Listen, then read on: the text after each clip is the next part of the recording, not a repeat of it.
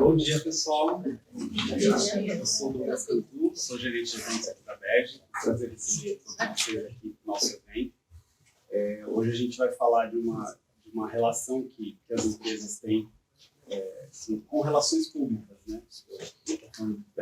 Repetindo a palavra relações de propósito, porque na Faculdade de Relações Públicas, quando a gente começa, né, a gente já aprende que a gente está aqui para falar de reputação e de como a comunicação influencia na reputação das empresas. E a Renova, que está aqui com a gente hoje apoiando esse evento, é uma empresa criada para isso, para falar também de pessoas, né? A gente não pode falar de reputação sem falar de cuidado e de como as empresas têm responsabilidades, né? Esse assunto está muito em foco agora, estava até falando aqui com a Ana da Yara, como a gente está num momento falando de tragédias, né? A gente falou disso na reunião de alinhamento também. Tudo que está acontecendo agora no Rio Grande do Sul acende mais ainda esse alerta para a gente ter comunicação, de pensar em qual que é a responsabilidade que as empresas têm para falar com a sociedade quando acontece alguma tragédia, independentemente de qual seja a causa dessa tragédia.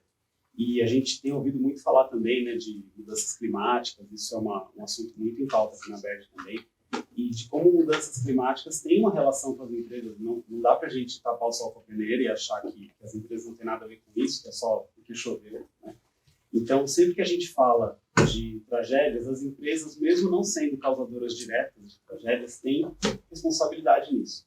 Então, a gente sabe da força que as empresas têm para mover o país de várias maneiras, e eu acho que o que a gente vai ouvir aqui tem muito a ver com isso, e acho que são recados muito importantes. Pelo que eu vi no alinhamento, assim, a gente vai ter um curso aqui hoje para a gente entender como que as empresas que são responsáveis conseguem se reunir e criar ações para a gente ter reparo de coisas que acontecem. Então, enfim, aproveitem bastante, eu vou estar aqui com vocês também quero aprender tudo que a gente vai ouvir aqui hoje. A reunião de alinhamento já foi uma prévia muito legal para mim, então tenho certeza que o evento aqui vai ser muito produtivo hoje. Fiquem à vontade para fazer as perguntas de vocês, tá? A gente vai começar com o Flávio aqui, ele vai fazer uma abertura também, mas depois a gente já vai ter umas apresentações e o debate que vai ser mediado pela Tati, tá? Então, eu vou deixar vocês agora com o Flávio, na sequência já chega todo mundo aqui e todo mundo entende vocês, tá? Então, fiquem à vontade, façam perguntas, comentários, vai ser bom para a gente poder ouvi-los também, tá bom? Lembrando que está sendo gravado esse evento, tá? Então, essa gravação vai depois para o nosso YouTube, então indiquem para outras pessoas também, quando a gente sair daqui, é só entrar no YouTube da BERJ e vai estar na nossa timeline, tá bom? Obrigado, gente. Obrigado. Oi, gente, bom dia, tudo bom? Bom dia. Meu nome é Flávio Chantre, eu sou diretor institucional da Fundação Renova e a gente aqui conversou aqui com a BERJ para fazer essa apresentação. A gente vai discutir o modelo, né, o que é esse programa de reparação e compensação socioambiental, socioeconômica, que é o maior programa já feito nessa linha no Brasil, certamente, e como a gente comunica e se relaciona com diversos públicos. E aí, Marili Galotti e Ana Carolina Maciel, só chamando de Carol, é até difícil falar, Ana Carolina Maciel, comunicação e diálogo e canais de relacionamento, elas vão poder expor mais a fundo esses modelos que a gente aplica lá na Fundação. Eu tenho alguns slides, se quiser passar, por favor. Porque assim, eu sou de São Paulo também, né? Hoje eu moro em Minas e São Paulo. Quem está em São Paulo, às vezes, não acompanha muito não acompanha muito o caso, né? Quer dizer, como a gente lá em Minas e Espírito Santo. Então, eu vou explicar exatamente o contexto, né? Isso aqui é uma imagem do Rio Doce, né? Toda a lógica da reparação e compensação está em cima do Rio Doce, né? Atenção. Agora. Bom, então, só começando a história, a mineradora Samarco tem uma operação grande em Mariana e em 5 de novembro de 2015 houve um rompimento de uma barragem que funcionava décadas. Com esse rompimento inesperado, todos os rejeitos de minério de ferro saíram e aqui aqui na barragem de Fundão, que a gente chama, e começaram a percorrer a câmara do Rio Doce inteira. O Rio Doce vai até o litoral do Espírito Santo. São 670 quilômetros e essa lama, né, alguns chamam até hoje lama tóxica, que a gente não concorda. Quem conhece minério de ferro aqui sabe que não tem esses elementos de toxicidade, mas ok. A lama percorreu o leito do rio inteiro e desagou no oceano Atlântico. Foram 56 milhões de metros cúbicos, que é um volume descomunal. Né? Eu fui conhecer logo que eu entrei, onde ficava essa barragem. Né? Uma montanha, efetivamente, e essa montanha, com os rejeitos, percorreu todo esse território. 13 milhões permaneceram ali no local, 3 milhões ficaram retidos ali, ainda dentro da área do minerador. Quem conhece mineração sabe que é muito grande sempre as operações, e 40 milhões de metros cúbicos percorreram todo esse território. Então, esse é o contexto. Passando por... Eram 39 municípios. Com uma decisão judicial de 2 semanas atrás, 5 foram incorporados, são 44 municípios. Então, a gente tem programas, vamos falar depois, em todo esse território. São 44 municípios de Minas e Espírito Santo e cerca de 2 milhões de pessoas nessas áreas. O rompimento foi dia 5 de novembro. Em março de 2016, que é pouquíssimo tempo depois, se assinou um acordo extrajudicial chamado TETAC, Termo de Tratamento e de Ajustamento de Conduta. A gente usa muito TAC, né? Aqui é TETAC, o termo que foi assinado. Quem assinou? Os governos, o governo federal, que foi o grande patrocinador, governo de Minas, governo de Espírito Santo, a Samarco e os acionistas da Samarco. São 2 empresas, a Vale e a BHP, uma brasileira e outra anglo-australiana. Vários órgãos desses governos, né, ICMBio, IBAMA, ANA, Agência Nacional de Águas e tal, também assinaram. São cerca de 70 instituições que assinaram esse acordo. 2 anos depois, em 2018, foi feito o TETAC Governança, foi um aditivo, vamos dizer, a esse acordo. O TETAC Governança incluiu as instituições de justiça que não tinham assinado o acordo original em 2016. E aí entrou o Ministério Público Federal, o Ministério Público Estadual, dos 2 estados, Defensoria Pública dos 2 estados. Então, adicionou, né, as instituições de justiça. Toda essa lógica de um grande programa de reparação e compensação. E o TETAC, o acordo, previa uma instituição que seria criada exclusivamente para executar todo esse programa de reparação e compensação. Aí criou-se a Fundação Renova em agosto de 2016. Então, a Fundação Renova vai completar 8 anos esse ano. O acidente já tem 8 anos e meio, e aí, a partir de agosto, inicia-se a atuação da Fundação Renova. Quando se criou, se falava, se estimava que a Fundação Renova teria cerca de 50 colaboradores e que implementaria aqueles 42 programas num prazo razoável. Nós estamos em 700 colaboradores e tem programas que ainda têm um horizonte muito longo. Esses 42 programas cobrem basicamente tudo que foi afetado com esse rompimento da barragem. Então, tem questões ambientais, questões sociais, questões econômicas. Ele entra no detalhe. Cada programa, fala assim, esse programa, eu ainda não decorei, tá, gente? 2 anos e meio ainda. PG1 é cadastro. Então, a maior dificuldade inicial de qualquer questão nessa, nós estamos vendo isso agora com o Rio Grande do Sul. Cadastrar as pessoas que foram atingidas. Tem um conceito, não sei quem conhece isso, de mineração e também de energia, né, principalmente elétrica, que é atingir. Eles até falam, né, é um conceito muito forte em Minas Gerais, que é a concentração das mineradoras. Né? A pessoa que foi afetada por algo é chamada de atingida. É um conceito já consagrado nesse segmento, que inclusive agora, teve esse ano, ou ano passado, a PENAB, Política Nacional dos Atingidos por Barragem. É uma política criada para trazer todos os direitos dessas pessoas, das comunidades que sofrem algum tipo de impacto pelo rompimento de barragem, seja ela de mineração, seja ela de hidrelétrica. Então, esses 42 programas vão no detalhe. Né? Entram assim, falam, precisa fazer isso, isso, isso, e estipulam um prazo. O prazo foi discutido, etc. Tem prazo que a gente até hoje discute. E uma coisa curiosa, a área de comunicação e a área de diálogo e canais de relacionamento são áreas de suporte, como qualquer empresa, né? Só que aqui elas têm 3 programas. Então, desses 42, 3 programas estão vinculados à atuação de comunicação e diálogo. Diálogo, normalmente, as empresas chamam de relações com a comunidade. No nosso caso, a gente chama de diálogo e canais de relacionamento.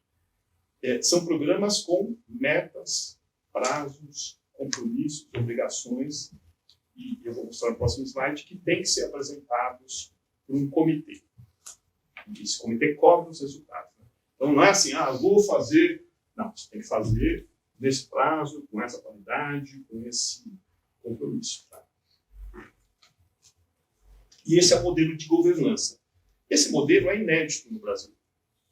Não sei se no exterior existe, tá? Mas quando aconteceu esse acidente e se criou esse modelo, ele falou assim, bom, tem que ter o lado da iniciativa privada, tem que ter o lado do poder público e tem que ter o lado da sociedade. Né? Então, existe a Fundação Renova, ela tem uma diretoria executiva que se reporta a um conselho curador, que é formado hoje por 6 membros, 2 de cada uma das empresas. 2 da Samarco, 2 da Vale e 2 da BHP. Todas as decisões e ações são aprovadas no conselho. Então, a diretoria prepara, tem uma reunião mensal, a gente vai ao conselho e aprova as principais decisões estratégicas. Existe todo um sistema, né? Compliance, conselho fiscal, etc. E tal. Isso é o que a gente chama de governança interna, tá? Dentro da Fundação Renova. Aí, fora da Fundação Renova, representando governos e sociedade, o principal ente é o Comitê Interfederativo, a gente chama de CIF. Né? Esse CIF ele é presidido pelo governo federal. Hoje é o presidente do IBAMA, que é o presidente desse comitê, e ele tem representantes do governo federal, de vários órgãos, dos governos estaduais, defensorias, etc., em diversas câmaras técnicas, que discutem os temas específicos. Vou ter uma câmara técnica que discute os temas de comunicação e diálogo, tem outra que discute saúde, tem outra que discute questões ambientais, etc. Nessas câmaras técnicas também existe a participação da sociedade, das comunidades atingidas, via direta mesmo. Então tem audiências, reuniões públicas, onde eles se manifestam. Sempre todo esse modelo ele se submete ao Ministério Público de Minas Gerais, tem o Ministério Público das Fundações, que nos audita. Então, tudo que a Fundação Renova faz, ela, além das auditorias internas, que a gente submete a esse Ministério Público para as devidas análises. Né? E tem câmeras regionais, câmeras locais, então assim, é um modelo altamente complexo, envolve muitos stakeholders. E a gente, naturalmente, tem muitos conflitos, né? Porque às vezes as empresas e a Fundação Renova têm uma opinião sobre uma iniciativa. Os governos, via Comitê Interfederativo, têm uma opinião absolutamente contrária. E aí a gente fica nesse debate. E, às vezes, chega-se a alguma conclusão, boa parte das vezes não se chega, e aí a gente acaba judicializando, que é o pior dos mundos. Né? Todo esse modelo foi criado para evitar a judicialização. Qualquer grande processo desse que vá para a justiça, estima-se anos ou décadas. Né? Então, esse modelo foi criado de forma muito rápida para que as iniciativas fluíssem bem e que para a sociedade fosse beneficiada de forma o mais rápida possível. Então, quando não se chega a um consenso e judicializa, é o pior dos mundos, porque aí você fala, bom, isso aqui talvez se resolva lá na frente. E aí é um contrassenso a toda a lógica da criação desse modelo. Bom, essa é só a introdução. Aliás, como a gente está em São Paulo, né, muita gente confunde esse caso com o caso de Brumadinho. Eu não sei se... Né, eu até ouvi isso assim. Esse aqui aconteceu, então, 5 de novembro de 2015, no rompimento da barragem da Samarco, em Mariana, Minas Gerais. Em janeiro de 2019, 3 anos e pouco depois, aconteceu também um rompimento de barragem da Vale exclusivamente, aqui a Vale é sócia, lá a Vale é 100%, que aconteceu em Brumadinho e que também teve grandes impactos, né? E aí é um outro modelo, a Vale administra sozinha, é só Minas Gerais, isso aqui envolve o governo federal e 2 governos estaduais. Lá é muito mais focalizado, é Brumadinho, uma cidade que é até próxima do PH. Então, assim, às vezes as pessoas estão distantes, né, confundem um com o outro, porque, de alguma maneira, a Vale está envolvida em ambos. Né? Mas aqui, só para esclarecer, isso aqui foca em Mariana, no caso da Samarco. Bom, isso aqui é só a introdução do contexto. Vou passar para a Marivi Galotti, gerente de comunicação, e ela vai explicar como é simples, fácil, tranquilo se comunicar. Facilmente.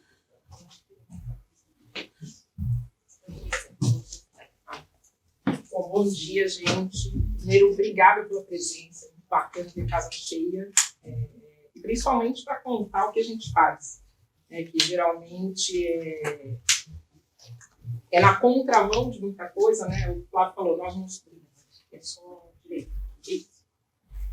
A gente não é uma empresa, a gente não é uma ONG, a gente nasceu de uma tragédia, a gente nasceu para acabar, né? Então, muito diferente de uma empresa comum, em que a gente vai fazer carreira, em que a gente quer crescer, o nosso objetivo é uma causa, né? Uma causa que é regida por um termo de transação de ajustamento de conduta com mais de 260 cláusulas que precisam ser cumpridas, né? Tem obrigação de ser cumpridas. A área de comunicação está dentro dessas cláusulas, né? A gente é um programa dentro do TETAC. Então, nem tudo é tão fluido como é numa empresa. A gente não pode simplesmente, vamos contratar tal coisa. Existem burocracias, existem processos, existem aprovações extensas de muitos entes, justamente pelo que o Flávio falou, né? A gente é extremamente auditado, acho que uma das fundações mais auditadas do Brasil. E isso é muito complicado para a área de comunicação. Primeiro, porque assim, a área de comunicação é uma área que precisa ter celeridade, precisa ter informação correndo com muita idoneidade, com bastante acurácia. E a gente tem um universo, pensa que 670 quilômetros de rio, né, uma bacia inteira, em que 44 municípios são afetados, em que 44 programas, né, 42 programas acontecem simultaneamente, e cada programa é uma empresa. Né? A gente tem um programa de reassentamento. É toda uma lógica gigante. Dentro deste programa, a gente tem inúmeros projetos. Então, assim, eles, né, se multiplicam aí em cadeia. E imagina comunicar tudo isso, né, de uma maneira simples, menos técnica, menos jurídica, porque tudo é muito, muito complicado, muito acertado em documentações. Então, é um desafio muito tranquilo, como o Flávio falou. Né? Assim, a gente encontra muita facilidade, tudo é muito rápido, só que não. Saúde mental no dia. E aí, como é que está estruturada a área de comunicação? Então, ela fica abaixo da diretoria institucional, que responde para a presidência. A área é composta por 6 blocos, tá? Área de imprensa, digital, institucional, comunicação com territórios, interna e publicidade. É um exército, né? O meu ainda é pequeno, a Carol vai contar aqui, né, o tamanho da equipe dela que está distribuída em territórios, mas é muita gente para tentar cobrir isso que a gente precisa fazer, porque é muita informação, vocês vão ver o tamanho dos desafios que a gente tem nesse processo. E aí a gente tem um objetivo estratégico, né? Afinal de contas, além de cumprir o PETAC, para que serve a área de comunicação? Né? Para que ela foi criada? Ela tem como objetivo comunicar para a sociedade, para os atingidos, o andamento do processo reparatório e também melhorar a percepção sobre esse processo. Eu acho que a maioria de vocês, como está distante, como o Flávio falou, né, nós estamos imersos nessa causa, dentro do problema, mas o que se vê na mídia, o que se vê divulgado, é sempre aquela máxima de nada foi feito. Parece que tudo está lá debaixo da lama. E não é verdade. E não é tomando partido, é uma questão de poder provar. A gente é auditado, a gente entrega os programas, a gente tem cláusulas concluídas, a gente tem cláusulas encerradas, né? Encerrada quando nós terminamos o programa, concluída quando o IBAMA fala, beleza, pode dar check e completar. Então, para a gente é muito frustrante, né? Além de toda a complexidade, a gente lida com, eu acho que com sentimentos e tem que ter uma série de habilidades emocionais muito complexas, né? Primeiro, uma inteligência emocional muito grande, que a gente trabalha com uma tragédia. Então, não é simples, não é uma coisa que você fala, vamos lançar um produto, que bacana, não. Todo dia é um problema. A gente brinca que a gente trabalha com um modo crise ativado, porque a gente gerencia simultaneamente 20 crises de proporções diferentes, né? E todas elas acontecendo em cada lugar. Vocês vão ver que a gente divide a bacia em 6 pedaços e cada um tem ali o seu objetivo, o seu propósito, que não necessariamente é igual aos outros. Então, um está focado em reassentamento, o outro tem questão de saneamento, outro tem questão de pesca, outro tem questão de indígenas, povos originários. Então, é um universo acontecendo na bacia. E aí a gente tem alguns desafios, né? Alguns muito leves. Primeiro, a comunicação trabalha com 5 planejamentos diferentes. Vocês têm noção do que é isso? São 5 planejamentos, porque a bacia, vocês vão ver no mapa mais para frente, ela é dividida em 6 pedaços.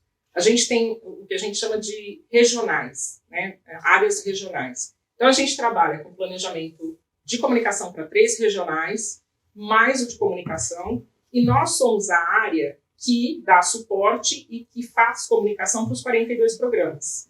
Né? Inclusive, aproveitem o Flávio aqui, digam que a gente precisa de mais gente, pode ser bem possível. Porque, só se o Ministério Público aprovar. Então, a gente pode passar uma petição lá no final, vocês assinam. Mas é isso, é uma coisa insana, porque não necessariamente esses objetivos são comuns e é a mesma comunicação trabalhando para 5 planejamentos diferentes. É por isso que a gente é de alta periculosidade. Né, Madrid? Não é, Tati? Que nem consultoria trabalha com nossos clientes ao mesmo tempo e fica aquela loucura. Exatamente. E, projetos grandes, pequenos, coisas simples, emergentes. Então, quanto tempo isso precisa, qual a urgência? E aí, estava até conversando com a Tati essa semana sobre uma matéria bacana que saiu no Valor. Eu acho que na Renova a gente pula algumas etapas, né? O processo comum de gestão de crise, que começa, né, com o caos, depois vem a emergência, a urgência e a prioridade, a gente vive simultaneamente isso em situações diferentes.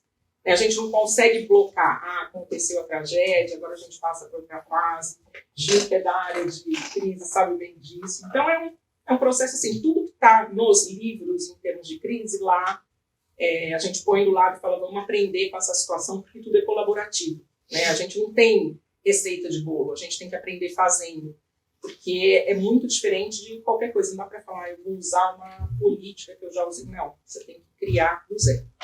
Então, primeiro, a gente trabalha com 5 planejamentos diferentes. O volume de informações, vocês podem imaginar, né? São 42 programas com inúmeros projetos e tudo acontecendo. Então, enquanto num lugar está acontecendo construção de casa, no outro tem um campeonato de pesca, no outro tem um edital abrindo. Então, é um fervo, resumidamente.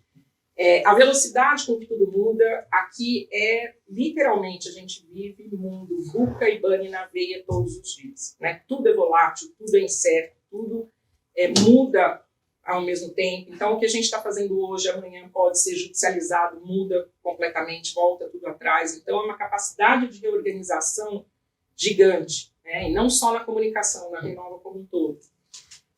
A complexidade dos temas não são simples, a gente não consegue explicar algumas coisas em um parágrafo, porque envolve uma série de conceitos, a gente precisa cumprir uma série de requisitos de TETAC que a gente não pode simplesmente fazer da maneira mais objetiva, não, porque tem que constar a cláusula.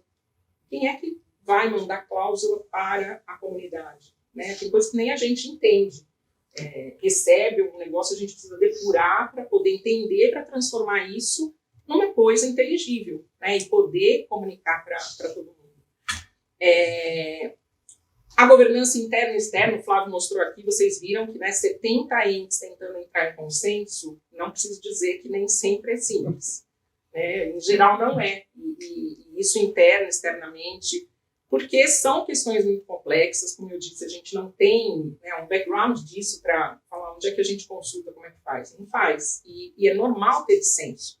Então, isso muda drasticamente a ação de comunicação. A extensão da bacia, a gente está falando de 2 estados que foram afetados, e isso é muito grande. 39 municípios, vocês podem imaginar.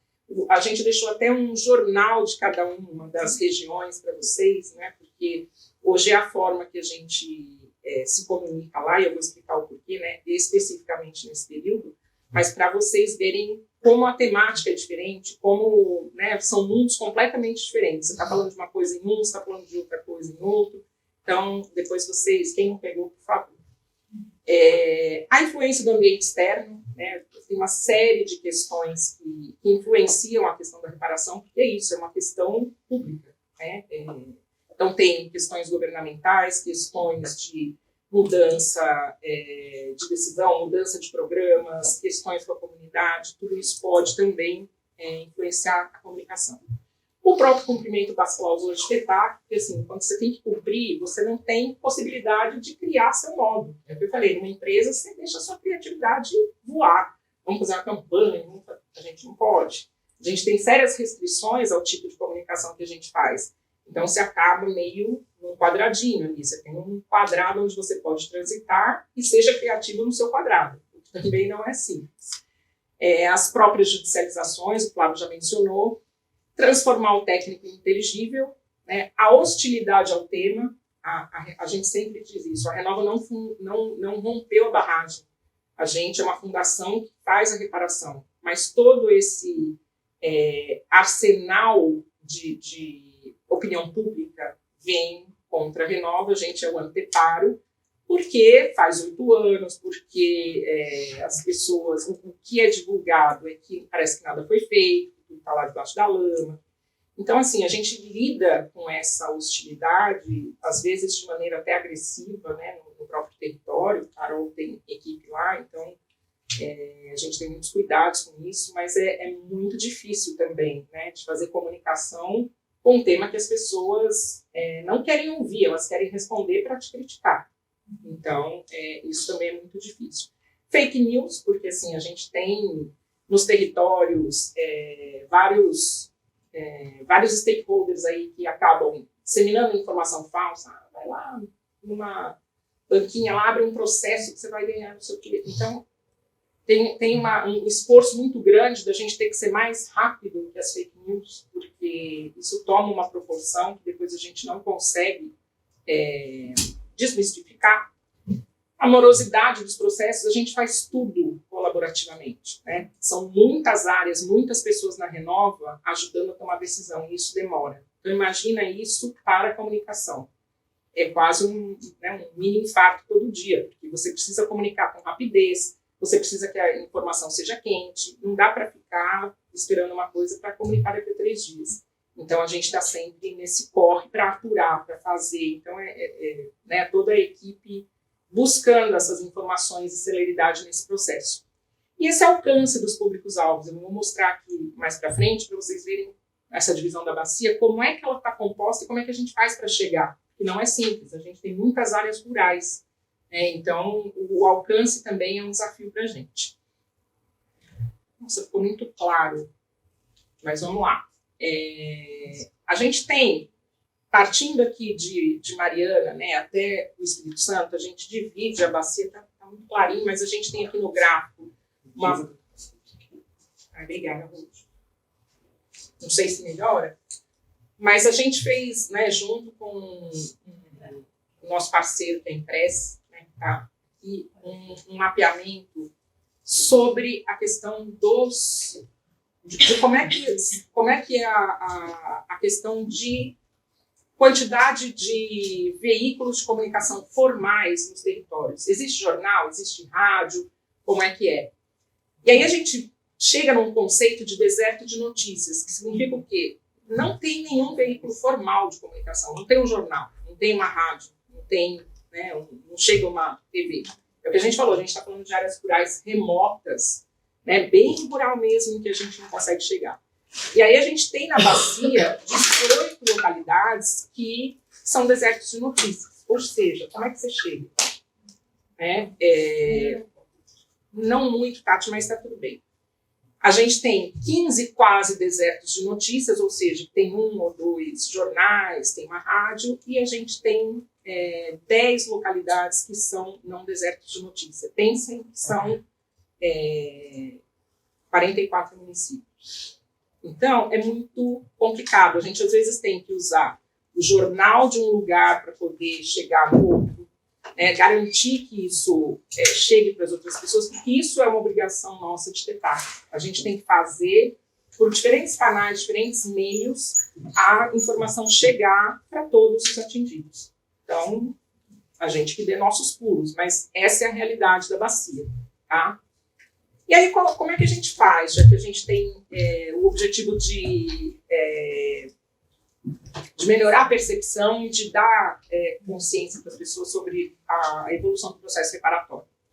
Primeiro, a gente define alguns temas prioritários, porque vocês podem imaginar que é uma diversidade, né? A gente tem um mundo para falar. Se a gente resolver falar tudo ao mesmo tempo, é muito difícil de formar uma ideia do que é o processo reparatório na cabeça das pessoas. Imagina, 42 programas, você começa a falar de pesca, eu começo a falar de água, eu começo a falar de biodiversidade, você não junta as coisas. Para a gente faz sentido, mas para quem está fora, não consegue juntar o que vem da onde é que isso está encaixado. Então, a gente define temas prioritários e trabalha basicamente com 3 blocos. Primeiro, os reassentamentos, né, vocês vão ver os jornais aí de Belém, Paracatu, que são 2, 80% das famílias morando, né, comércios já funcionando. A gente divide um outro bloco que a gente chama de Rio Doce, e aí entram as questões ambientais, biodiversidade, entram as questões de água, as questões de saneamento. É um grande bloco que tem a ver com o próprio rio, né? E a parte de indenização, que aí tem a ver com o pagamento da indenização em si e de um auxílio financeiro emergencial, que a gente chama de AF, que é como se fosse um Bolsa Família para as pessoas atingidas. Tá? Então, são 3 blocos muito grandes, e o que é essencial aqui?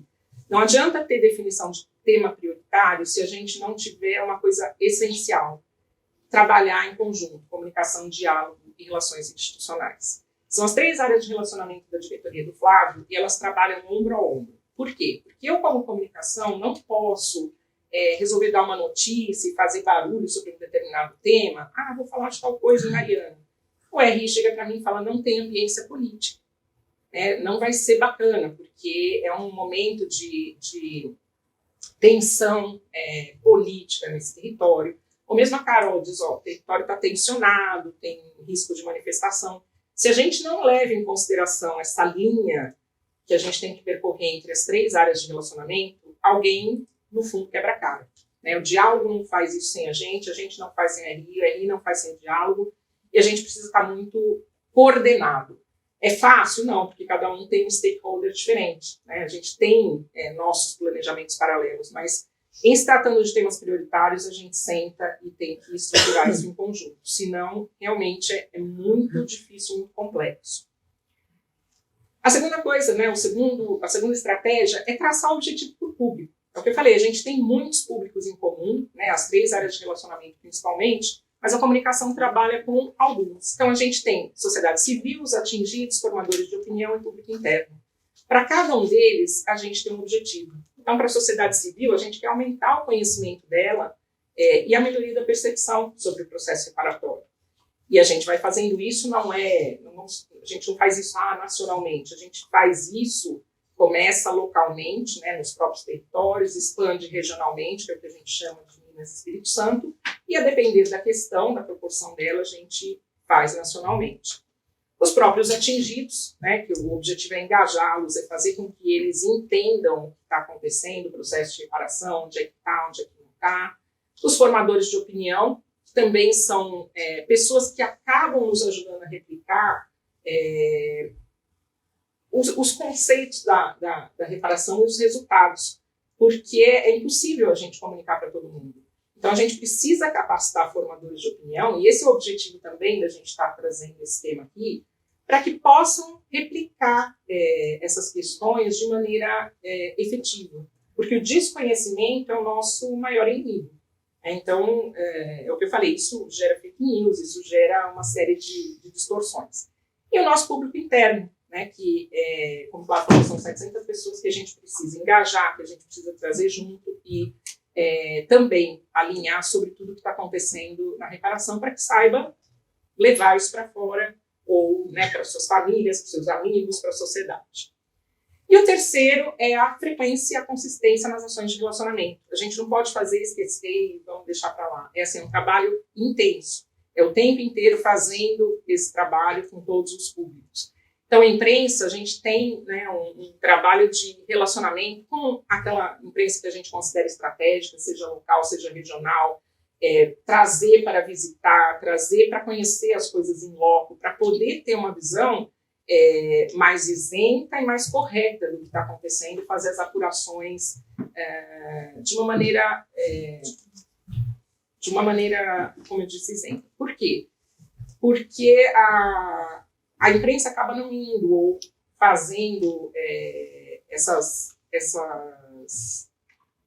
as matérias de maneira a considerar uma coisa muito geral. E quando você vê as pessoas visitando, muda muito a percepção. Né? Se a gente pudesse levar todo mundo daqui para o reassentamento, vocês veriam que não é verdade que não tem casas prontas. Tem pessoas morando, é uma cidade construída com comércios funcionando, com pessoas em sua maioria satisfeitas, porque a gente também tem uma pesquisa de pós-morar, com um distrito funcionando como uma cidade, com escola, posto de saúde, ônibus, enfim.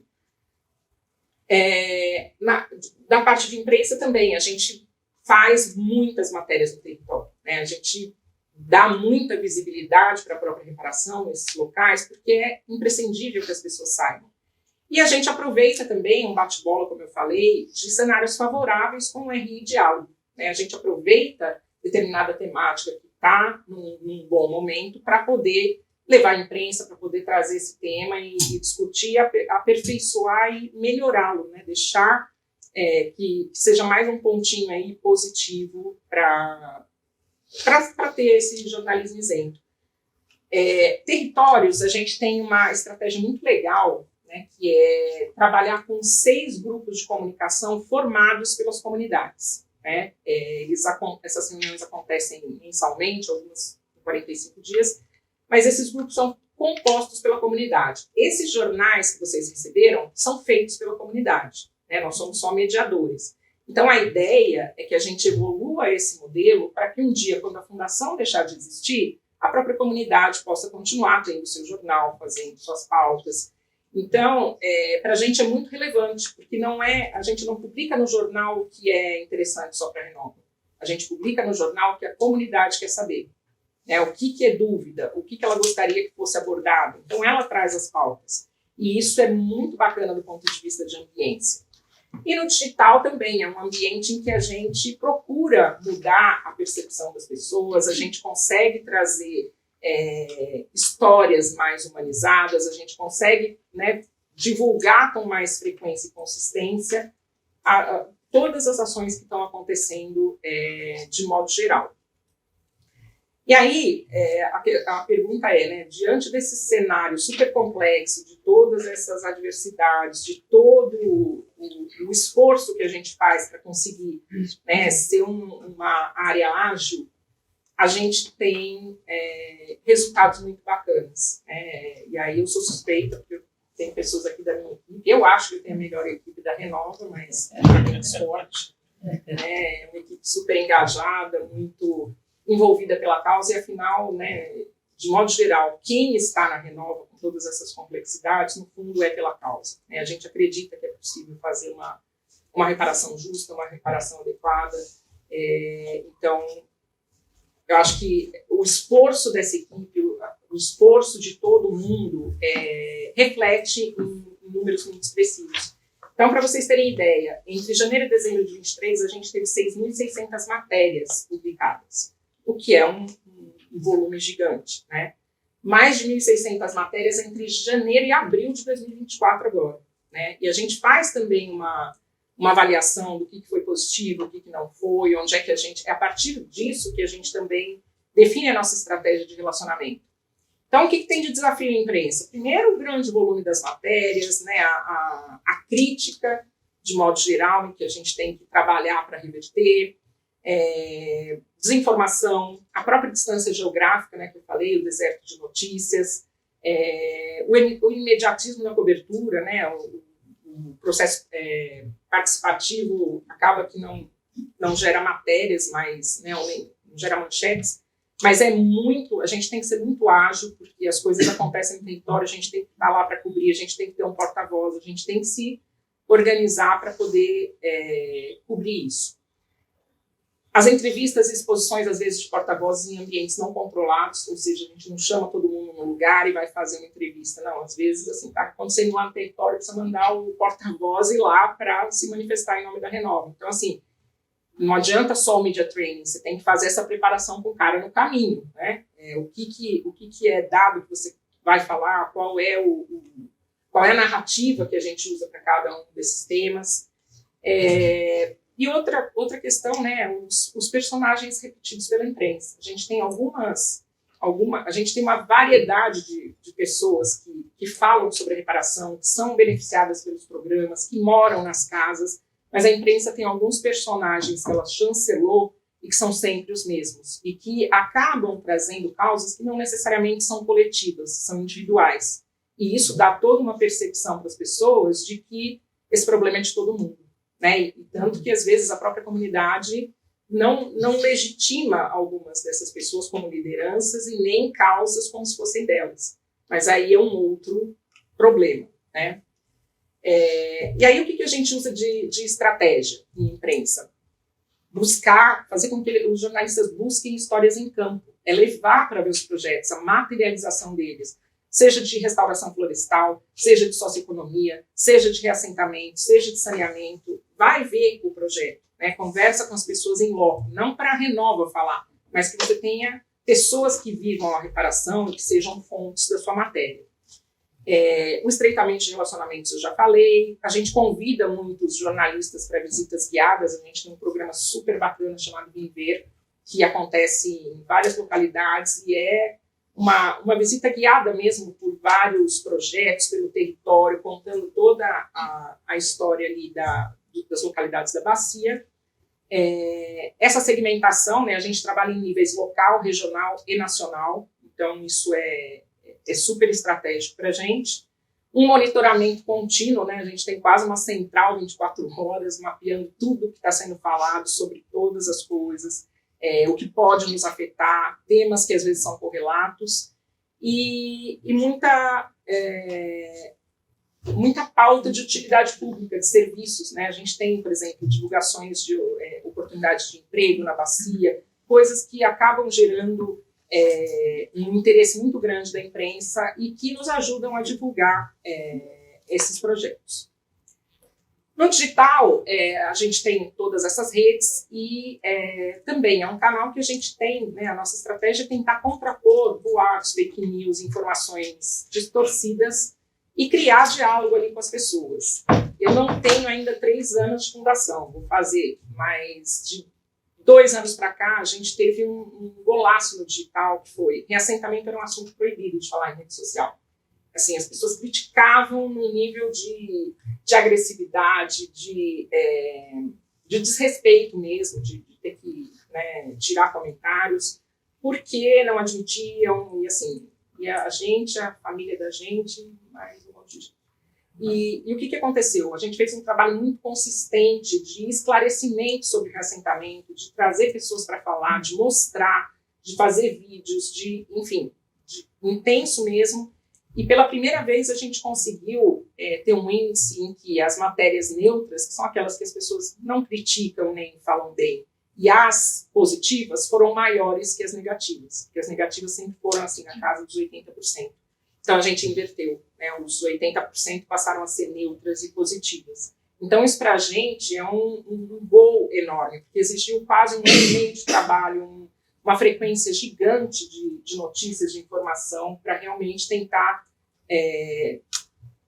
quebrar essa visão distorcida sobre o reassentamento. A gente trabalha com conteúdo segmentado, a gente também trabalha com influenciadores locais, que às vezes não é, né, o Astrid Chevel, é o Fábio da paróquia. Então, assim, a gente tem que ter essa sensibilidade de mapear quem influencia a comunidade, quem pode ser fonte, quem pode nos ajudar a conseguir se comunicar com a comunidade. Não é só chegar e falar, né? A gente precisa de uma intermediação muito importante, e isso é essencial. O conteúdo humanizado, então a gente trouxe para a comunicação as pessoas, né? Não, a gente sempre falou de números, hoje a gente traz pessoas, né? As pessoas que vivem a reparação, falando da reparação, dos resultados da reparação, e não a Renova se intitulando a responsável pelas entregas. E as redes sociais para a gente são um termômetro, realmente, da percepção dos atingidos da sociedade e do sentimento que as pessoas têm em relação ao processo reparatório. Então, é ali que a gente mede uma série de coisas, né? Vê ali como é que está a participação, como é que está o engajamento. Então, isso tudo para a gente também é uma rotina muito, tanto quanto a imprensa, é uma rotina muito intensa e frequente. E aí a gente também tem números bem expressivos, né? A gente teve em 2023 45 milhões de alcances, 7,8 milhões de impressões, 1,5 milhões de visualizações em vídeos, enfim. São números muito grandes. E o mais legal, a mudança de percepção, né? Como vocês viram, a gente faz aqui, ó, a gente monitora as redes públicas origem, e vai vendo todos esses índices, taxa de aderência, positividade, enfim, todo um monitoramento também importante para nós. E aí a gente chega em territórios, né? Vocês estão aí com o exemplar dos jornais, e aí vocês vejam que são 6 jornais, e é essa divisão que a gente tem na bacia, né? O Voz da Comunidade é Mariana, o Vozes do Território é da parte da Calha, a gente divide a bacia assim, né? Em Mariana, Calha, Alto, Médio, Baixo e Foz. Né? Então é uma coisa bem de rio, mas cada jornal é de uma região. E em cada localidade dessas, a gente tem grupos de comunicação, que é o que eu falei. Pautam, trazem os principais incômodos da comunidade, que às vezes não são questões nem para a comunicação, mas são coisas que a gente ajuda a endereçar internamente. E esse relacionamento para nós é muito rico. É muito importante, porque é ali que é o termômetro de como é que está o território em relação à percepção da reparação. Aqui também a gente tem outros produtos, a gente mede alguns indicadores por conta do TETAC, junto com a área de diálogo, e a gente tem, né, uma rádio também, que chama Momento da Reparação, que são 2 minutos em 48 rádios da bacia, 2 vezes por semana. Aí aqui eu vou passar depois, mas o que acontece?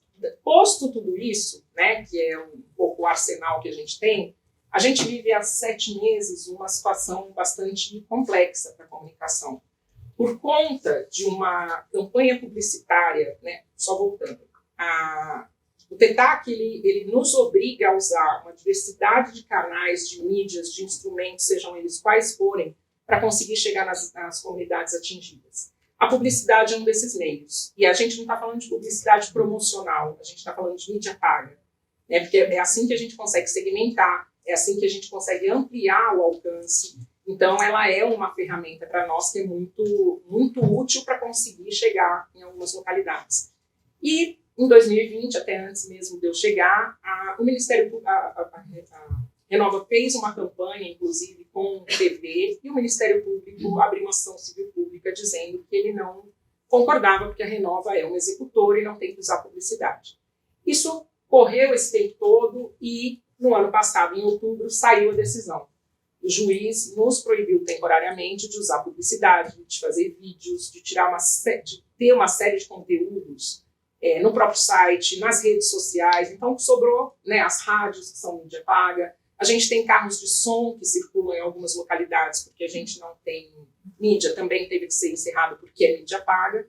E aí sobraram os jornais, alguns temas para as redes sociais, e a gente está há 7 meses aguardando a revisão de uma política que nós criamos dentro do que o Ministério Público propôs, que abarca 5 temas: utilidade pública, prestação de contas, prestação de serviços, ajuda aos atingidos e falei utilidade pública.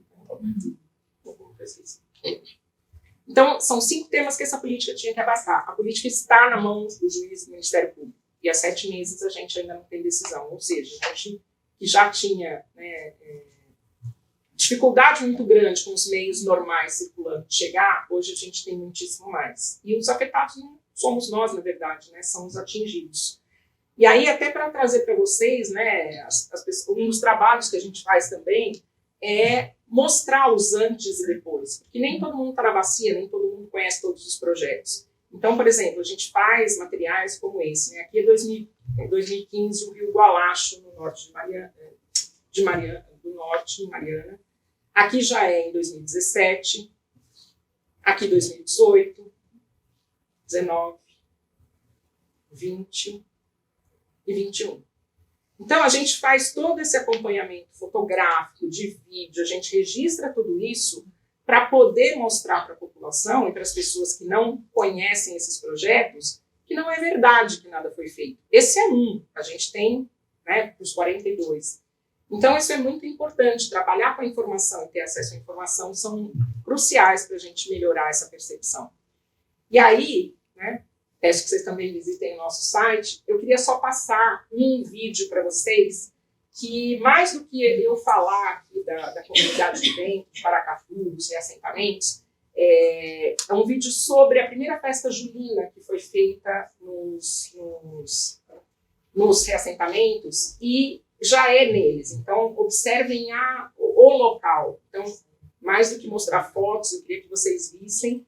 E eu acho assim, só para encerrar também a minha parte, eu acho que, de novo, né, trabalhar com causa não é uma coisa simples, mas eu acho que o objetivo é a gente sair profissionais e pessoas melhores, né? E eu não tenho dúvida de que com todas essas adversidades, né, a gente reafirma todo dia o nosso compromisso. Tem dia que a gente fala, eu acho que eu não vou, eu não quero ir nunca mais. A gente vai, faz e está lá, assim, todos os dias batalhando para que a reparação aconteça, para que essas famílias, né, sejam de alguma maneira ressarcidas daquilo que elas perderam, a gente nunca vai conseguir repor. É isso, gente. Bom. Agora, Carol. Deixa eu só pegar meu copo d'água, Carol.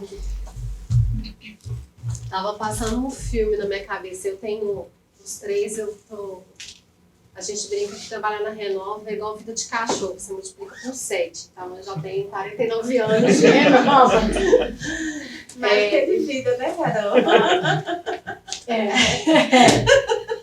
E passa um filme, assim, porque a gente não começa a comunicação, o relacionamento, a parte de diálogo de um jeito, e o que a gente chega hoje não é de longe, a Marina também está desde o começo, de longe daquilo que a gente começou. Antes, a gente ainda teve que negociar o que seria esse diálogo e esses canais de relacionamento que seriam feitos a partir de um desastre e que ele, de uma certa maneira, você revive ele diariamente, né? Nós somos um programa com 4 pilares, que é diálogo, canais de relacionamento, ouvidoria e comunicação de território, que é o que a Marili trouxe. E hoje é como se, na minha visão, é como se isso lá atrás, no TETAC, já se antevesse o que vinha da Política Nacional de Rompimento em Defesa dos Atingidos por Barragem, né? Ele vem falar de termos que são termos muito complexos e difíceis de você chegar a um acordo, né? Porque ele vai falar da participação social, ele vai falar do controle, ele vai falar da transparência, ele vai falar de acolhimento, escuta e devolutiva, né? Então, o grande desafio que a gente tem, enquanto área de canais de relacionamento, e diálogo, é garantir que ele tenha voz e expectativas das comunidades atingidas de forma que esses possam influenciar diretamente a execução dos programas. Pode parecer utópico, mas hoje a gente vê efetivamente como que isso acontece quando uma instituição, para além de estar posto num termo, como que com técnica, com estratégia, com alinhamento de decisões de uma empresa, no nosso caso que não é uma empresa, mas como que isso contribui, inclusive, para você antecipar crises, né? Então, para mim, essa é uma antecipação da política, essa política nacional, e tende a ser aquilo que vai ser cobrado das empresas, dos grandes empreendimentos que causam grandes impactos nas comunidades de entorno. Já falar de participação e controle social e entrar num acordo com todos esses entes que foram apresentados já foi um capítulo à parte. A gente poderia falar disso aqui, só disso, dias e dias e dias, porque o que é esse controle, o que é essa participação social? Então, aqui, hoje eu não vou entrar nessa discussão, que ela é extremamente técnica, teórica, complexa, e não é o objetivo. Eu vou falar realmente mais da parte prática de diálogo e de canais, tá? A gente tem grandes desafios, como o Marili e Flávio disseram. A gente tem uma extensão territorial, são 2 estados, 44 municípios e centenas de comunidades, né? A gente tem município, eu vou mostrar um pouco também no mapa, que a distância do Rio Doce para a primeira comunidade impactada é muito grande. Ao mesmo tempo, eu tenho comunidades que viviam ali diretamente e literalmente o Rio Doce é o quintal da casa da pessoa. Então, a gente está falando nessa diversidade que ela é muito, muito ampla, é muito difícil como que você, com os requisitos mínimos, mas ao mesmo tempo, como é que você se adapta a essa extensão territorial. Eu não falo e me relaciono da mesma forma com essas comunidades, com esses municípios, com esses estados, né? É um cenário muito stakeholder. Se a gente for falar de pessoas indenizadas, impactadas por uma atividade econômica, a gente está falando de cerca de 110 mil pessoas, mas se eu for falar daquelas pessoas que foram indenizadas por pontualmente, que é o que chamava na época de dano água, e que você pegava, por exemplo, um município de Governador Valadares inteiro, a gente está falando de mais de 400 mil pessoas, né? E aí também diferentes grupos produtivos, entidades, poder público, governança, instituições de justiça, que também é um grande desafio para a gente. A gente pode achar que a comunidade fica num grupo, né, numa esfera menor, mas é um processo, principalmente em ano eleitoral, que se influencia absurdamente. Essa participação nas câmaras técnicas também traz essa visibilidade muito grande. Não há, mesmo as comunidades mais distantes e menores, elas não estão totalmente imunes e nem separadas, apartadas desse processo, né? A diversidade de danos, então eu falo com o pescador, eu falo com o agricultor, eu falo com o artesão, eu falo com lavadeira de rio, eu falo, né, que usava ainda o rio para poder lavar a roupa, isso era a sua mão de obra. Eu falo com o pescador, que ainda que não seja né, a atividade totalmente reconhecida, mas que ia para a beira do Gualacho e fazia ali, né, a tentativa de achar o ouro. Então, todo esse processo são os diferentes públicos que a gente trata. E o contexto da judicialização. Quando a gente fala de relacionamento, especialmente, a gente está falando do processo de criação de confiança, né? Muitas vezes, o que eu falo hoje, eu vou ter que dizer amanhã, porque tem um processo de judicialização em curso, e que muda o que eu disse. E isso coloca em xeque, né? Na parte de relacionamento, é isso que conta, o olho no olho, a reunião coletiva que a gente faz, é o quanto que a gente está percorrendo aquela comunidade e o quanto que aquilo que eu falo tem valor para aquela pessoa. Se um dia eu falo uma coisa, no outro dia, por causa de uma decisão judicial, eu tenho que falar outra coisa, como é que a gente mantém esse relacionamento, né? Um outro ponto interessantíssimo também é a nossa velocidade de resposta. Tem muitas coisas que eu não consigo dar uma resposta imediata, porque está judicializado o tema. Então, tem gente com anos de espera porque o tema está judicializado. E ainda assim, nos canais, a pessoa me liga, eu falo o quê? Olha, o tema está judicializado, mas está judicializado há 1000 anos. Infelizmente, é essa a resposta. Ele vai ouvir durante muito tempo uma não resposta, ou nesse momento não tem uma resposta conclusiva para te dar. Então, esse também para a gente é uma parte do grande desafio que a gente tem. Aqui também a gente está dividido em 6 grandes territórios, e só para vocês terem um pouco da dimensão de relacionamento, e a gente separa, eu brinco que relacionamento é varejo, e diálogo é o mais customizado, tá? Então, a gente não atende via diálogo todos esses, e é por isso que a gente atua muito em conjunto. Em Mariana, para vocês terem ideia, a gente tem mais de 3.500 stakeholders, cadastrados, ou seja, pessoas que entraram em contato com a fundação e falaram, eu fui atingida pela barragem. Isso não significa que elas são reconhecidas ou elas vão ser reconhecidas. O processo, né, ele é definido de outra forma. Mas o número de cadastros, ele é um número interessante para a gente, porque é um número de referência para a gente, porque é onde eu vou ter a referência de qual que é o universo maior que eu posso ter de relacionamento ali. Em Mariana, eu tenho 101 stakeholders chaves, ou seja, esses são os stakeholders que eu tenho relacionamento via diálogo. No território do Alto, que pega Barra Longa, Rio Doce e Santa Cruz, eu tenho quase 10.000 cadastrados e são 110 stakeholders qualificados. O que nós chamamos de stakeholders chaves, né?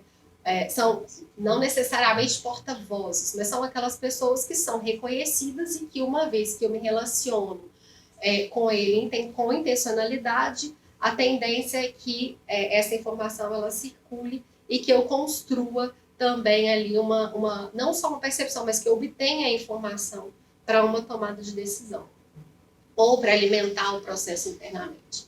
Na calha do Rio Doce, a gente está falando de 20 municípios, são 11.000, quase 11.100 e quase 11.200 cadastrados, 11.200 cadastrados e 139 stakeholders chaves.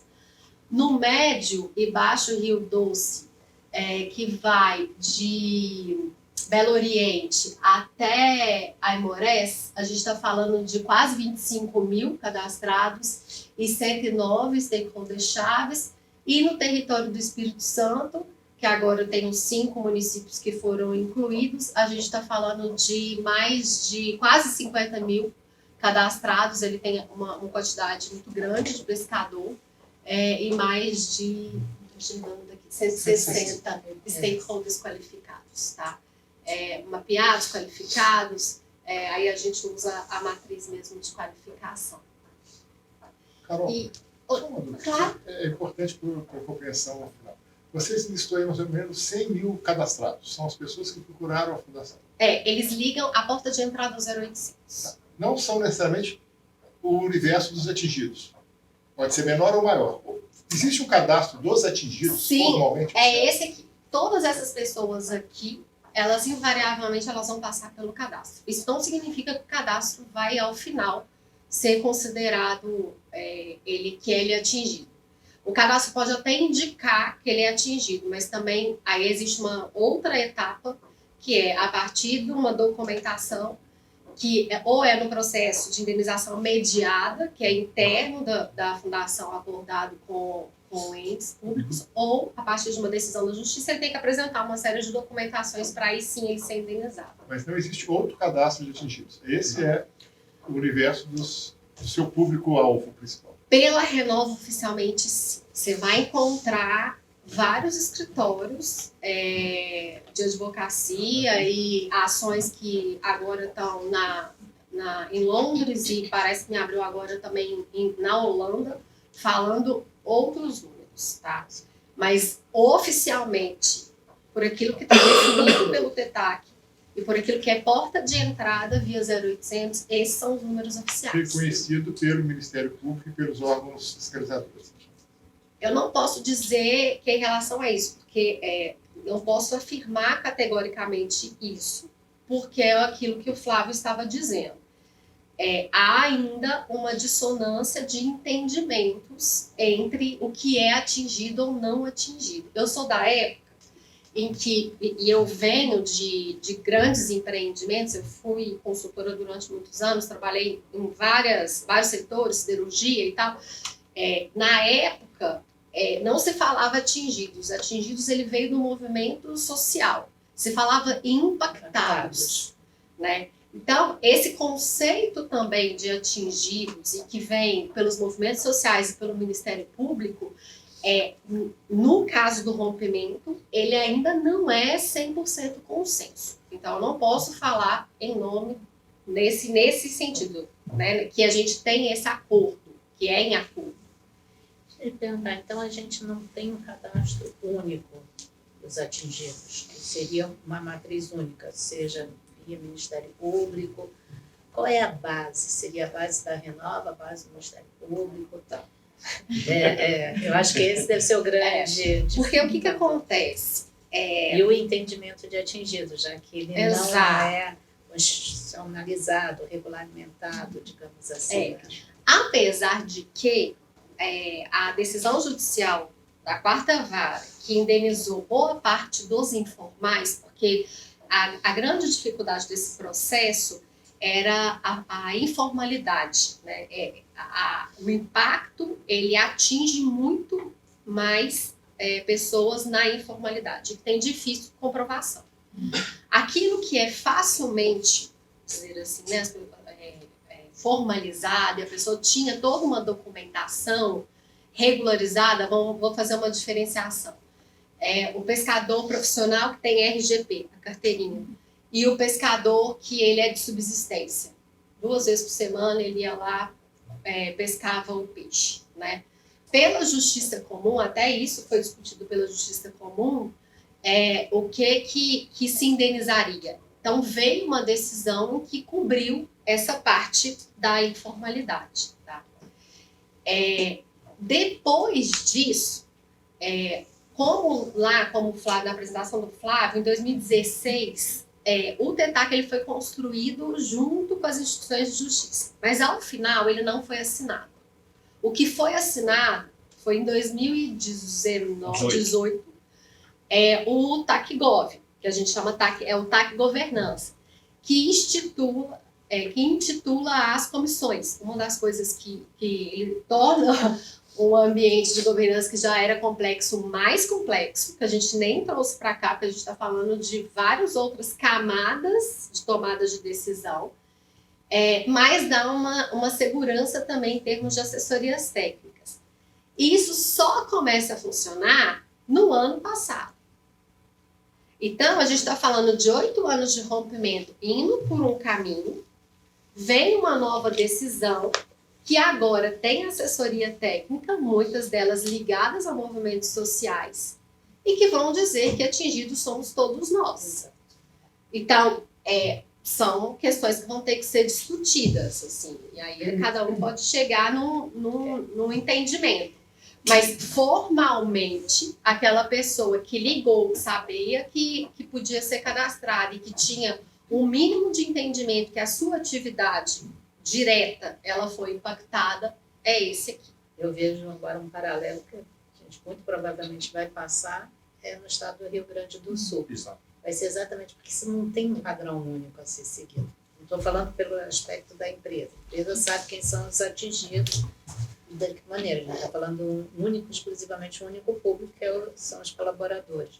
Quando você olha da complexidade da refazer um Estado, que é o que vai acontecer, vai criar esse mesmo problema e a gente vai entrar mais uma vez no capítulo de judicialização do país. Permite só complementar, Carol. Todo o processo indenizatório, o principal é a base de dados. Exato. É o cadastro único. A gente pelo TETAC, pelo documento estabelecido, esse é o canal único. Tá? Então a gente indeniza quem foi cadastrado e comprovou de alguma maneira o seu E o dano. Ministério Público, A gente, Fundação Renova. a própria É Renova. isso. Cadastro Ela vai Renova. mostrar aqui os números, a gente tem uma central de atendimento enorme que tem que cumprir as obrigações estabelecidas. roteiro com 20 lugares. E aí, lá, a gente recebe os contatos. E a pessoa fala assim, eu fui atingido, sou pescador e fui atingido. Tá, os critérios são esses, você atende os critérios, atende. Então, você precisa apresentar tais e tais documentação. Em certo momento do processo, se percebeu que, vou chutar aqui, mas assim, muito mais da metade do território é economia informal. Aí você fala, como é que se pede documentação para quem não tem? E aí se criou um modelo chamado Novel, todo um sistema inédito no Brasil de pagamento de indenizações com baixíssima O nível de formalidade. exigência tem uma exigência mínima de documentação, mas ela não é difícil de se conseguir. Basicamente, você tem que comprovar que você morava no território. Naquele momento. Algumas documentações básicas que no final pode ser alguém, Depoimento. duas testemunhas atestando que você fazia aquele tipo de atividade. O outro ponto interessante é porque, apesar... a gente não pode dizer que esse é o entendimento da Renova, até porque a quarta vara, quando ela vem estabelecer esse sistema, que é o Novel, para tratar a informalidade, ele também determinou o tempo em que a pessoa poderia ter entrado em contato com os canais de relacionamento. Por quê? Porque depois que você... a gente vive fases na reparação. Então, o pré-Novel, e eu acho que agora a gente está entrando numa terceira fase, se a gente pudesse falar em modelos, com o TecGov, mas o pré-Novel, ele tinha um determinado público. Depois, porque os valores eles são muito atrativos para a informalidade. Você está falando de uma indenização média de 90, 100 mil reais por uma atividade. Tem gente que tinha duplo dano, duplo, triplo, né, vários danos. E aí isso começa a ficar muito aberto. Então, o que o juiz determinou? Até determinado prazo, que é antes dessa decisão, quando entendia-se que, como a gente estava no território, tinha ampla comunicação, tinha capacidade de receber esses pedidos, seria razoável você entender que aquela era a data de corte. É a questão da boa-fé, né, Carol? Isso. Exato. Aí depois, tanto é que quando avisaram que ia fechar o Novel, o cadastro, em dezembro, a gente teve o nosso maior pico de novas pessoas entrando em contato, coisa que nunca tinha acontecido. Foram 70 mil pedidos de cadastro em um único mês. Porque ia fechar a porta. Ia fechar a porta. Incluídos aqui nesse 100 mil já?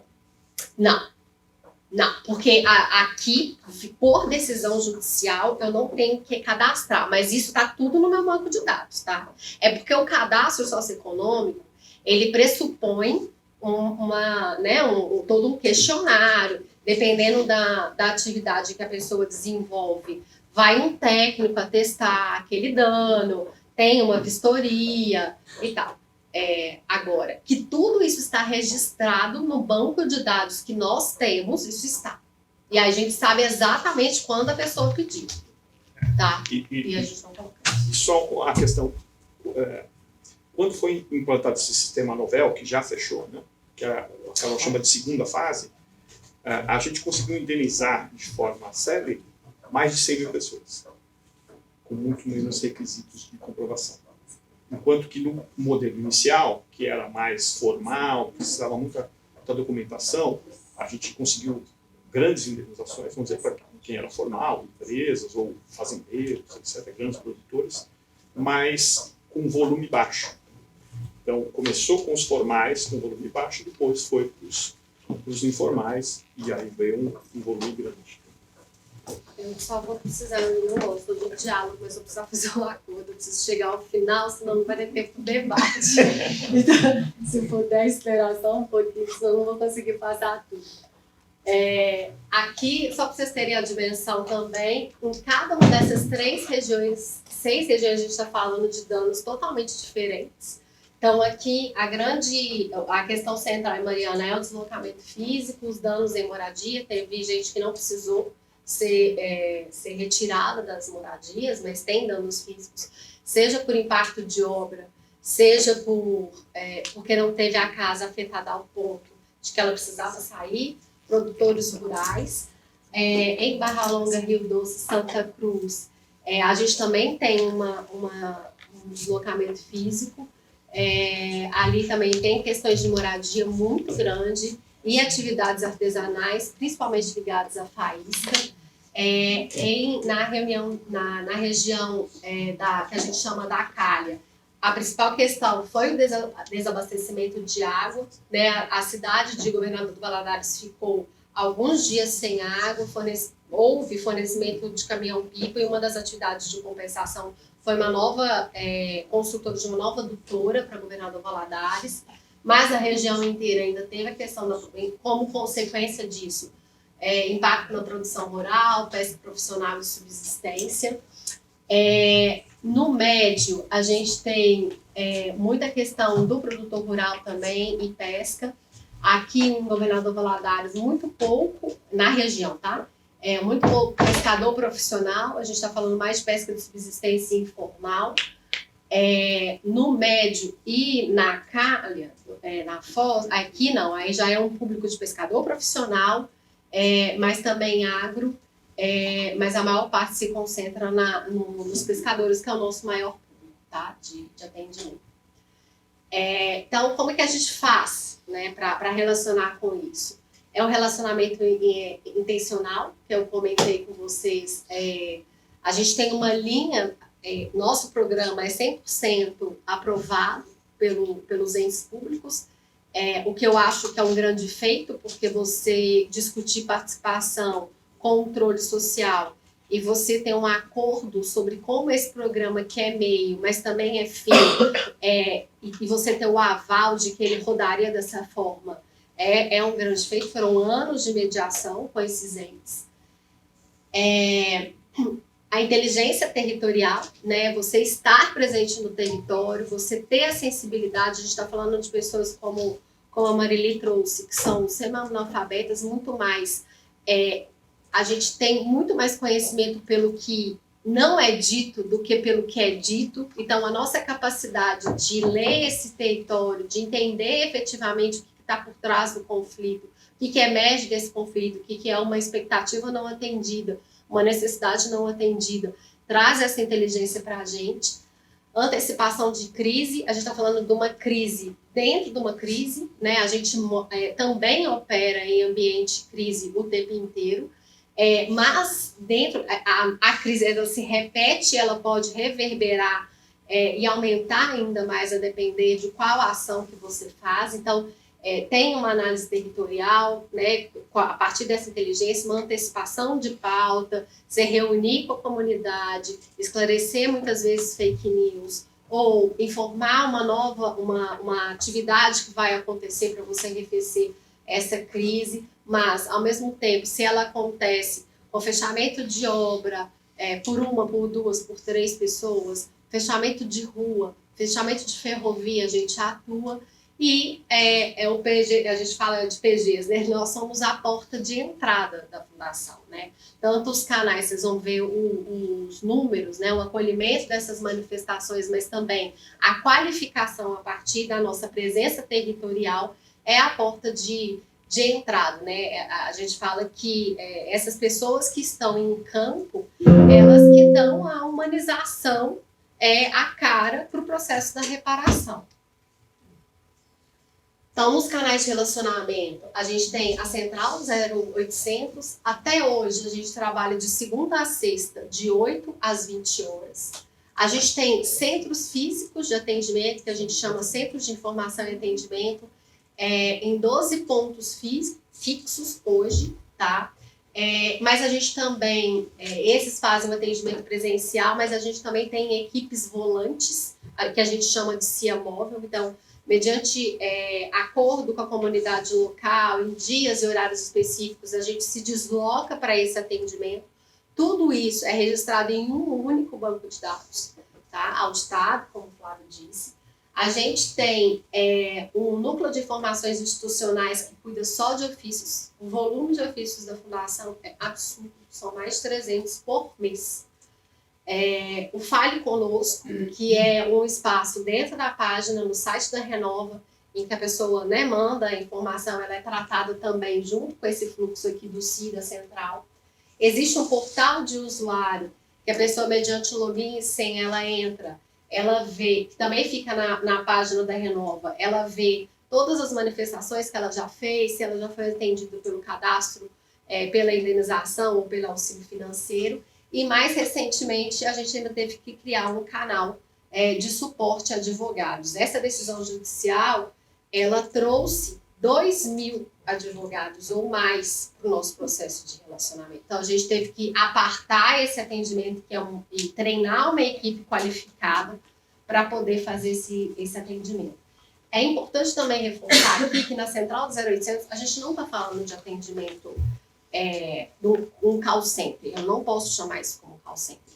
São agentes de relacionamento. São pessoas que elas têm que ter, no mínimo, graduação em curso ou já completa, preferencialmente na área de humanas. Essas pessoas, elas são treinadas em comunicação não violenta, em técnicas de mediação, em todo esse processo. Elas, antes de fazer o atendimento, durante o atendimento, ela tem que ter uma sagacidade, uma capacidade de entrar no sistema. Tem gente que tem manifestação com a gente, mais de 100 manifestações. Então, a pessoa ela não parte do zero desse conhecimento, desse relacionamento. Então, ele tem um tempo ali rápido, que não pode ser muito longo, de estudo daquela vida, e ele entende a partir dali, para a pessoa não ter que contar a história dela todas as vezes. Porque eu tenho muita gente que me liga todos os dias, para fazer relacionamento realmente. Na parte de diálogo, a gente tem as reuniões temáticas coletivas, né, numa amplitude de temas e horários. Esses 42 programas que a Marili falou, eles se desdobram também em reuniões coletivas, tanto pelo interesse da Renova em comunicar sobre um tema, mas também muitas, e talvez a maior parte, da comunidade pedindo informações sobre aquele tema. Relacionamento com os públicos em geral. Aqui a gente está falando, né, de pessoas da comunidade em geral, mas o foco do diálogo é o diálogo coletivo e o diálogo com stakeholders chaves, né? Esse apoio que a gente faz nos programas de visita, fóruns de prestação de contas. É muito interessante esse fórum de prestação de contas, porque a gente está acostumado com um evento anual para falar tudo que a empresa fez naquele ano na comunidade. Aqui não funciona assim, porque eu estou falando de 42 programas. Importante ressaltar que os 42 programas não necessariamente estão em todos os territórios, nem todos os territórios recebem os 42 programas. Mas, quando eu faço um fórum de prestação de contas, por exemplo, sobre qual investimento que foi feito e até onde vai o limite de atuação da Fundação em proteção social e saúde, eu tenho que ter um fórum de prestação de contas sobre isso, porque é o tempo necessário para desenvolver bem um tema. Se eu vou falar de captação de água, de qualidade da água, tem que ser outro fórum específico só para isso. Então, a gente faz vários fóruns de prestação de contas temáticas. E a comunicação estratégica para a transparência, que a gente também sofre como consequência, né, da questão da comunicação, mas sai uma informação que não é verdadeira, a gente logo pede a comunicação, uma pílula de esclarecimento, um posicionamento formal da Fundação para rodar e contrapor aquela informação. Vocês verem um pouco desses números, hoje a gente já tem mais de 1.800.000 manifestações registradas pelos canais de relacionamento. Ainda depois de 8 anos de relacionamento, eu tenho cerca de 30.000 ligações mês. A gente recebe mais de 1.200 ligações por dia. é muito, né? O banco de dados é absurdo, o número de informações que tem, fazer essa gestão é absurda. E toda vez a gente recebo essa pergunta, mas você não vai diminuir o número dos atendentes? Eu não consigo, a minha demanda ela não cai, né? Assustadoramente ela não cai. Então, depois de 8 anos, a gente ainda continua. Claro que eu tenho tempos de pico, tem mês que eu já recebi quase 80 mil ligações, 90 mil ligações, mas essa é a média mensal. Foram mais de 5 mil reuniões de diálogo coletivo realizado, com mais de 144 mil participantes nessas reuniões, mais de 55 mil stakeholders de relacionamento contínuo, as pessoas que no mínimo entrarão em contatos com canais pelo menos uma única vez são mais de 360 mil, e 900 stakeholders críticos ou stakeholders chaves que estão de relacionamento qualificado do diálogo. Que a gente separa resultados internos e externos. Por quê? Porque posso dizer que depois de um longo caminho, a gente é estratégico e operacional. Né? Operacionalizamos cláusulas de TETAC, mas também damos o suporte estratégico de tomada de decisão. A gente senta à mesa com a diretoria, com os diversos diretores para falar, olha, o que a comunidade está querendo é isso, o que a comunidade diz e os pleitos que vêm são esses. Então, realmente, a gente tem os resultados internos.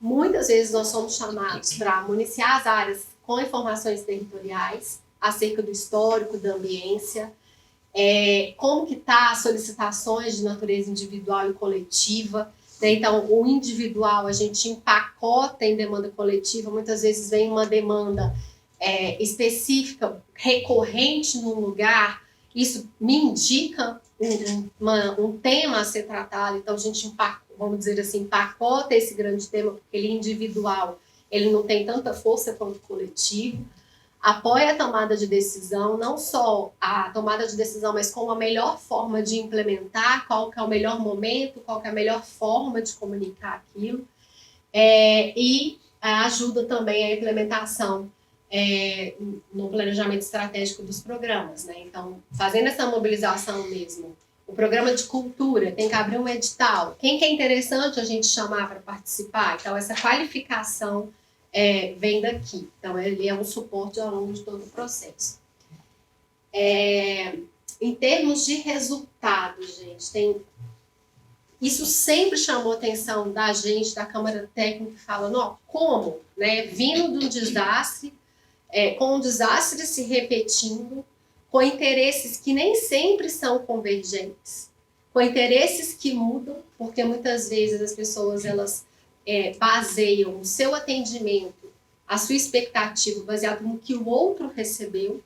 Ainda assim, a gente tem resultados muito interessantes.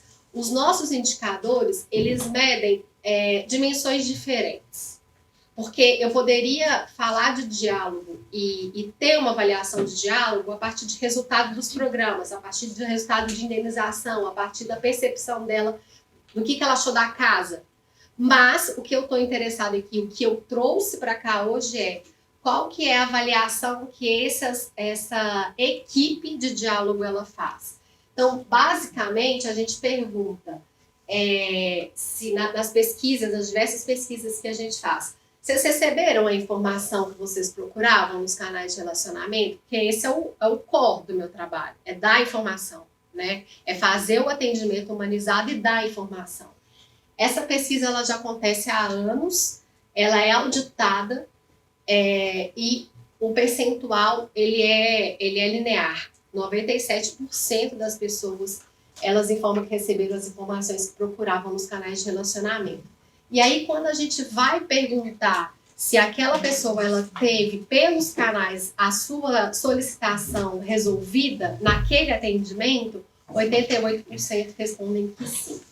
Em termos de diálogo, a gente avalia, tem 2, 3 anos no máximo, tá? Toda pesquisa, toda reunião coletiva ao final tem uma pesquisa de satisfação. A avaliação do espaço de participação e controles são efetivos, a gente está com 7 pontos percentuais. E a avaliação sobre o conhecimento e compreensão das decisões dos encaminhamentos que foram feitos, que aqui a gente está falando da participação, da percepção da participação e do controle social, que ao final é o grande trabalho de diálogo. Também está no 7. Então é isso.